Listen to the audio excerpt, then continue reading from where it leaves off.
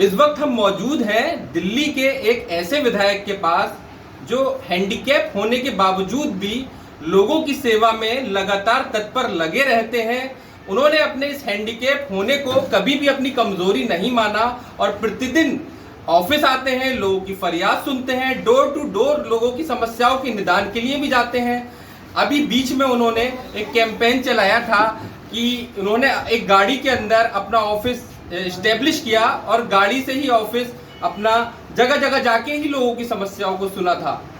तो ये जो विधायक जी हैं, ये ऑफिस में तो समस्याएं सुनते ही सुनते हैं, उसके अलावा पब्लिक के घर घर जाके उनकी समस्याएं सुनते हैं और उनका निराकरण करते हैं। तो हम इस वक्त मौजूद हैं दिल्ली के विधायक जो गांधीनगर से दूसरी बार विधायक हैं, श्री अनिल वाजपेयी जी के साथ। सर बहुत बहुत स्वागत है आपका।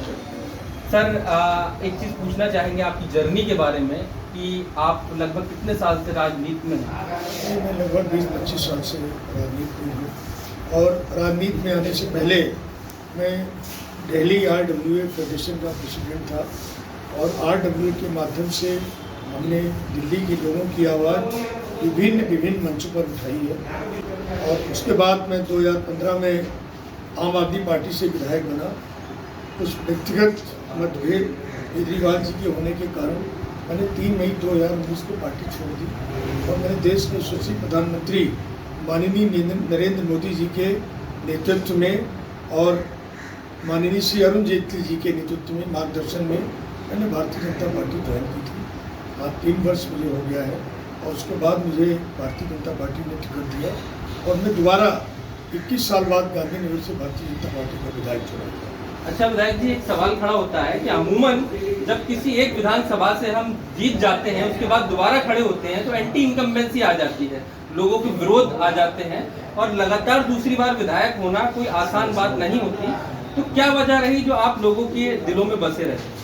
देखिए, मैं तो जब घर से निकलता हूँ तो ईश्वर से, मालिक से, अल्लाह ताला से मैं उनके चरणों में सर नवा कर निकलता हूँ कि मैं विधायक होकर नहीं निकलता हूँ, तो जनता की नौकरी और ऊपर वाले की नौकरी समझ के निकलता हूँ। और मैंने कभी विधायक बन के क्षेत्र में काम भी नहीं किया है। और निश्चय ही जब आदमी कोई 5 साल विधायक होता है तो अपनी प्रमोशन होती है कहीं ना कहीं, क्योंकि हर व्यक्ति, कोई भी जनप्रतिनिधि हर व्यक्ति को संतुष्ट नहीं कर सकता। लेकिन फिर भी दोबारा मैं गांधीनगर की जनता का, अपने वोटर्स का तहे दिल से धन्यवाद करता हूँ कि दोबारा उन्होंने दिल्ली विधानसभा में मुझे इस क्रूशियल विधानसभा से जो है वो चुनकर भेजा। अच्छा विधायक जी, एक सवाल और, आपके पैर में थोड़ी तकलीफ है, थोड़ी दिक्कत है, उसके बावजूद आप daily 2nd floor 1st floor पे चढ़ के आते हैं अपने ऑफिस और रोज लोगों की समस्याएं सुनते हैं, तो कभी आपको ये थकाती नहीं चीजें? मतलब बाई बर्थ में I am not a disabled. 2005 में मेरे मामा की लड़की का एक्सीडेंट हो गया था तो मैं उसकी डेड बॉडी को लेकर अपने होम टाउन जा रहा था। रास्ते में मेरी गाड़ी का एक्सीडेंट हो गया और मेरी गाड़ी में 5 लोग थे, 3 लोग सुधार गए, मैं और ड्राइवर 2 लोग बचे और मैंने भी उस समय जीने की उम्मीद छोड़ दी थी। और now I am presently 68% disabled, permanent disabled. लेकिन उसके बाद भी मैंने अपने आप को कभी डिसेबल नहीं समझा। मेरी कोशिश ये होती है कि मैं पैदल चलकर ही लोगों की समस्याओं को डोर टू डोर सुनूं। प्रेरणा मुझे गांधीनगर की जनता के आशीर्वाद, उनके प्यार और स्नेह से मुझे हमको मिलती रहती है और मेरे माता पिता, मेरे गुरु और मेरे मालिक ईश्वर, उसके आशीर्वाद से मुझे प्रेरणा मिलती है। और लोग जब मुझे दुआ देते हैं तो मुझे अच्छे लगते हैं। और मेरी माँ एक बात कहा करती थी, मुझे याद है, बेटा ज़िंदगी में एक दुआ तुम्हारी ज़िंदगी बदल देगी और किसी की बद्दुआ मत लेना, वो तुम्हारी तकदीर बदल देगी। तो मैं दुआ लेने के लिए काम करता हूँ और मेरी कोशिश रहती है कि प्रतिदिन कुछ ऐसे अच्छे काम करूँ कि जिससे ऑफिस में जो लोग मेरे आए वो मुझ पर दुआ देकर जाए और मैं उसी प्रेरणा पे काम करूँ। लाइक एक सवाल हो रहा आपसे, हमने यहाँ देखा आपके ऑफिस में घूमे, आपको बिना बताए भी कई बार हम यहाँ आए, हमने देखा बहुत सारे लोग जो मेडिकल के काम से आते हैं, किसी को अपने माता को दिखाना है, किसी की डायलिसिस होनी है या किसी भी तरह के, तो आप उनको बिना हिचक, मतलब बिना देरी लगाए फटाक से उनके लिए लेटर लिखना, फोन करना, ये सब फौरन, मतलब स्वास्थ्य सेवाओं के लिए तो आप एकदम तत्पर रहते हैं। इसके पीछे क्या क्या जज्बा है? लेकिन जब मैं 2005 में मेरा एक्सीडेंट हुआ तो मैं जीटीबी अस्पताल में एडमिट हुआ। तो ठीक मेरा बेड अलग था, हॉस्पिटल में सब कुछ अलग था, सारी सुविधाएं उपलब्ध थी। लेकिन मैंने वहाँ सरकारी अस्पताल में देखा कि अगर आपकी जान पहचान हो तो आपका अस्पताल में काम अच्छा होगा, और गवर्नमेंट अस्पताल में बेचारे गरीब लोग आते हैं। तो मैंने उन सब लोगों की मनोदशा का बड़ा अध्ययन किया। तो मैंने वो जितने दिन मैं हॉस्पिटल में रहा, मैंने पर डे वहाँ क्या देखा, क्या मरीजों से बात की, तो उसका मैंने एक किताब भी लिखी है जो मैं समय आने पर उसको पब्लिश कराऊंगा मैं। उसके बाद जब मैं 2015 में चुनाव जीत कर आया तो मुझे पार्लियामेंट्री सेक्रेटरी हेल्थ का केजरीवाल द्वारा मुझे जिम्मेदारी दी गई, और दिल्ली के लगभग सारे हॉस्पिटल्स मेरे पास थे और मैं सारे अस्पतालों में मुझे जाने का मौका मिला। और वो अस्पताल में एडमिट रहने के कारण मैंने मनोदशा जो वहाँ के लोगों को देखी, उससे मेरे मन को एक बहुत बड़ा एक आघात लगा था, और उसमें मेरी मन स्थिति को बदलने का प्रयत्न किया। और उसके बाद में LNJP का, जब तक मैं विधायक रहा आम आदमी पार्टी से, मैं लोक नायक जयप्रकाश नारायण का भी चेयरमैन रहा हूँ। वहाँ पर भी मैं हफ्ते में 2 दिन जाके बैठता था, और जो लोग गरीब लोग हॉस्पिटल में आते थे, मेरे ऑफिस में उस समय आते थे, दिल्ली सेक्रेटरीट में आते थे, उनका फ्री इलाज कराना, अपोलो हुआ, स्कॉट हुआ, मैक्स हॉस्पिटल हुआ, ऐसे हज़ारों केस का डाटा मेरे पास होगा कि जिनकी मैंने मदद करने की कोशिश की है।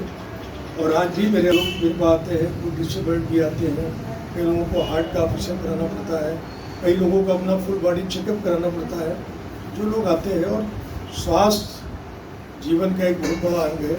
और ये एक ऐसी है कि अगर आप स्वास्थ्य में बीमार आदमी का हाल, प्रॉफेट हजरत मोहम्मद साहब ने भी कहा है, मैंने उनको पढ़ा है एक बार, कि अगर किसी बीमार आदमी का हाल अगर आप पूछने चले जाते हैं तो ये बड़ा सवाब का काम है।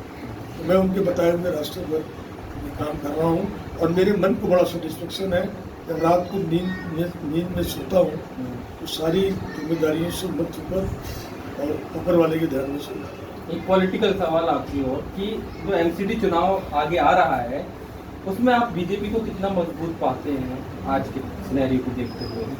देखिए, अभी कुछ ही कारणों के बस MCD का चुनाव आगे बढ़ा दिया गया, क्योंकि जिस तरीके से दिल्ली गवर्नमेंट ने और आम आदमी पार्टी की सरकार ने MCD को ख़त्म करने की कोशिश की, मैं तो ये कहना चाहूँगा, दिल्ली गवर्नमेंट को बजट MCD को देना चाहिए था, तो बजट उन्होंने नहीं दिया।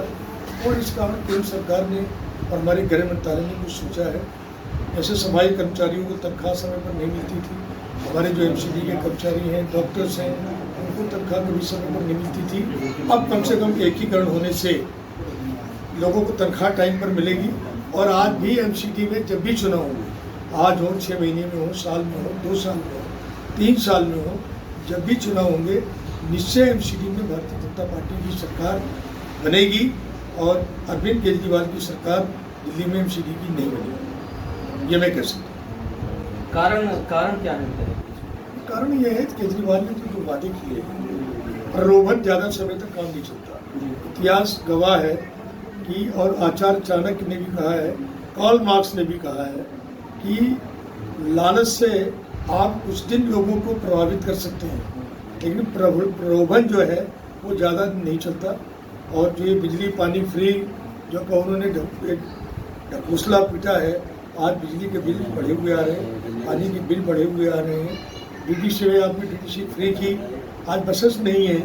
तो इस तरीके के झूठे प्रलोभन जो केजरीवाल जी ने दी है, वो दिल्ली की जनता अच्छी तरीके से अब समझने लगी है। और निश्चय ही 2025 में जब विधानसभा के चुनाव होंगे तो अरविंद केजरीवाल दिल्ली विधानसभा में अब की बार हारेंगे, और भारतीय जनता पार्टी की हमारी सरकार है।